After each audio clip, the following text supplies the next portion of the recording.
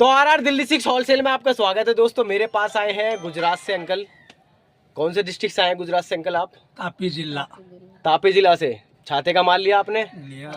Rate कैसे लगे मेरे आपको? रेट एकदम बढ़िया है। तो गुजराती भाइयों से कुछ कहना चाहोगे, कोई रिक्वेस्ट करना चाहोगे?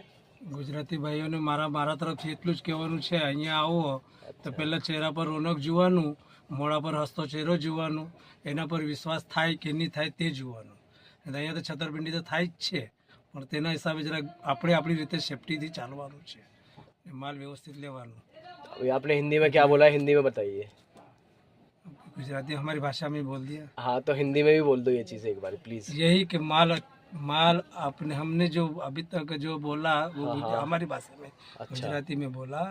तो यही कहने का मतलब है कि यहाँ आने से पहले आदमी की परख करो, उसके बाद माल लो, जो माल की परख करो, माल के बाद रेट की परख करो, धन्यवाद उसके अंकल। बाद माल लो। ठीक है अंकल, हमने तो ले लिया, अच्छा माल भी अच्छा है, अच्छा अच्छा, ये हिसाब से हमने ले लिया। ठीक है अंकल, थैंक यू।